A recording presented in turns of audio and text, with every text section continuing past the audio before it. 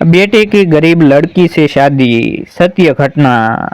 फिर से सोच लीजिए रमलेश बाबू, बेटे की शादी की बात है।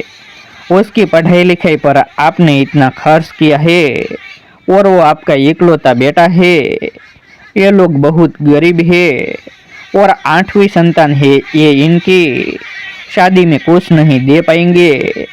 आपके और भाभी जी के सारे मनोरथ धरे के धरे रह जाएंगे।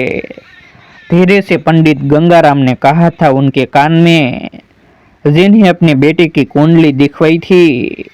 रमलेश ने और योगेश बाबू की बेटी राधा से उनके बेटे की शादी की बात आगे बढ़ाने के लिए कहा था। हमें बस संस्कारी बहू चाहिए जिसे हम अपनी बेटी की तरह रखेंगे।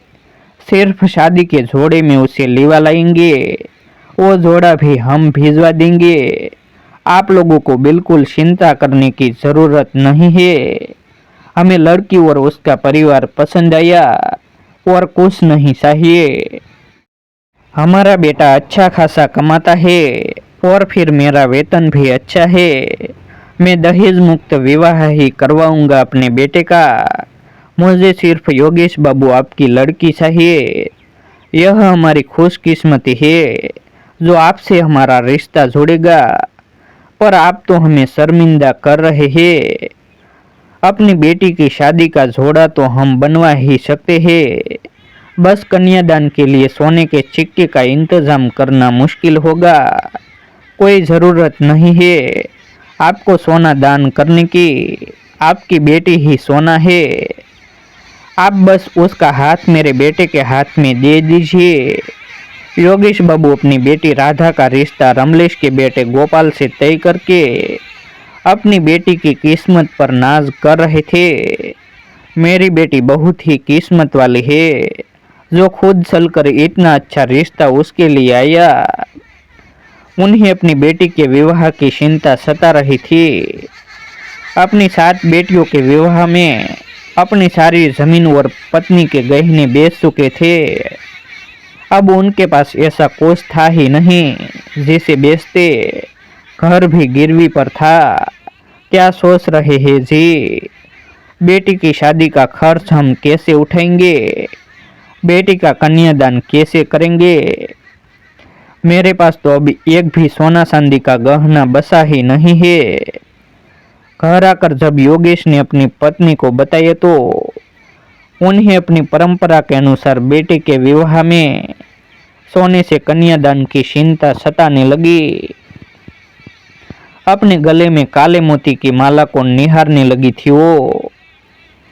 अपने इस मोतियों की माला में लगा सोने का वो लॉकेट भी उसने पिछले वर्ष ही अपनी 7वीं बेटी को शादी में दे दिया था। राधा की माँ वो लोग ही सारा खर्च उठाने को तैयार है। बस लाल जोड़े का इंतजाम करना होगा। बहुत बड़ा घर है शहर में उनका और बड़े लोग हैं। रमलेश बाबू उनका दिल भी उतना ही बड़ा है। घमंड तो सूकर नहीं आया है। वो तो शादी का जोड़ा भी राधा के लिए खरीदने को तैयार है जिसे पहनकर वो शादी के मंडप पर बैठे। पर मैंने ही मना कर दिया। इतना तो हमें करना ही होगा। हाँ, मैं खुद उसके लिए साड़ी तैयार करूंगी। कुछ पैसे जोड़ रखे हैं, उनसे आज ही लाल साड़ी और गोटे किनारी ले आऊंगी। पर गिन्नी कहाँ से लाएंगे? सोना खरीदने की हमारी औकात अब कहाँ है?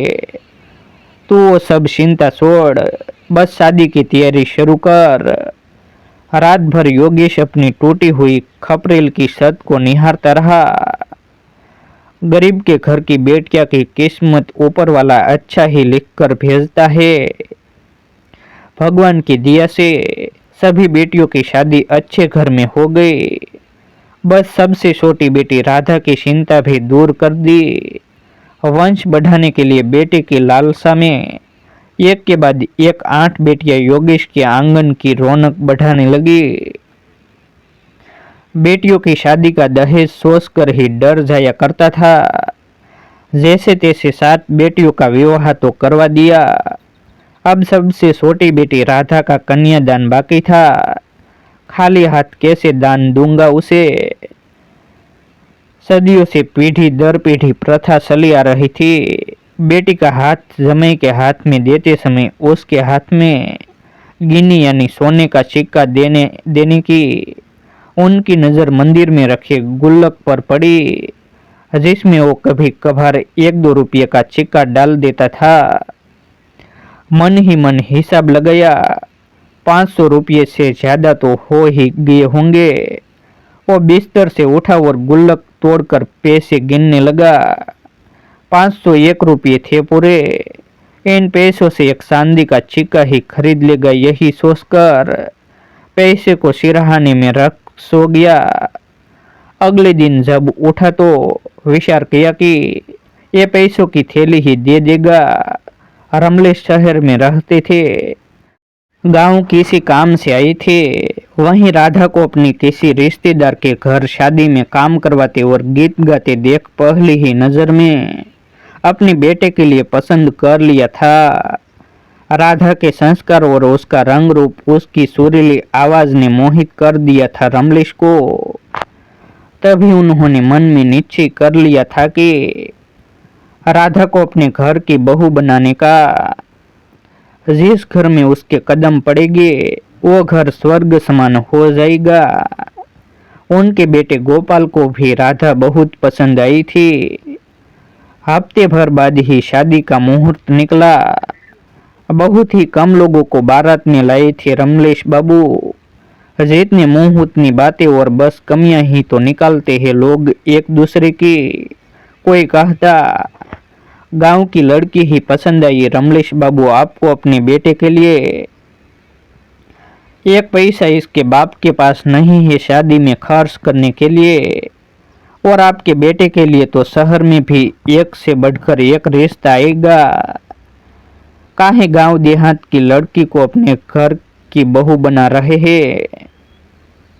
तो कोई कहता समाज सेवा का ठेका लेके बैठे हैं। रमलेश बाबू एक कान से सुनते उनकी बातें और बिना किसी प्रतिक्रिया के उनकी किसी बात पर ध्यान ही नहीं देते। शादी का पूरा खर्च उन्होंने ही उठाया। जब कन्यादान का समय आया तो योगेश बाबू ने वो 501 सिक्कों से कन्यादान करना चाहा तो रमलेश जी ने उनमें से सिर्फ 8 सिक्के ही रखे। आपकी 8वीं संतान मेरे घर की पहली बहू है। हमें सिर्फ आपकी बेटी चाहिए। आप बाकी सिक्कों को रख लीजिए। लोग क्या कहेंगे। सोने के सिक्के का तो इंतजाम नहीं कर पाया, पर ये 501 तो रख लीजिए। अपनी पगड़ी उतारते हुए योगेश जी बोले। बड़े प्यार से रमलेश ने उनके सिर पर पगड़ी पहनाई और उन 8 सिक्कों को अपने माथे से लगा दिया। कहने दीजिए लोगों को, मुझे फर्क नहीं पड़ता। मैं अनमोल खजाना आपके घर की लक्ष्मी अपने घर ले जा रहा हूँ। खुशी के आंसू लुढ़क आए थे योगेश की आंखों में। बेटी का कन्यादान संपन्न हुआ। उन 8 सिक्कों से बाकी के सारे सिक्के पंडित गंगाराम जी को थमाते हुए रमलेश बोले, दान दक्षिणा की चिंता मत कीजिएगा। और अपनी तरफ से भी उन्होंने पैसों की गड़ी पंडित जी के हाथ में थमा दी। उन 8 सिक्कों को लाल कपड़े में बांधकर अपनी जेब में ऐसे रखा जैसे कोई बहुत बड़ा खजाना उनके हाथों में लग गया हो। राधा को बहू बनाकर लाए और अपनी बेटी की तरह मानने लगे। राधा भी अपने सास ससुर की सेवा बड़े मन से करती हुई अपनी किस्मत पर नाज करती है। ऐसे ही नए नए वीडियो देखने के लिए हमारे YouTube चैनल सब्सक्राइब करें, वीडियो को लाइक करें और अपने मित्रों के साथ शेयर करें।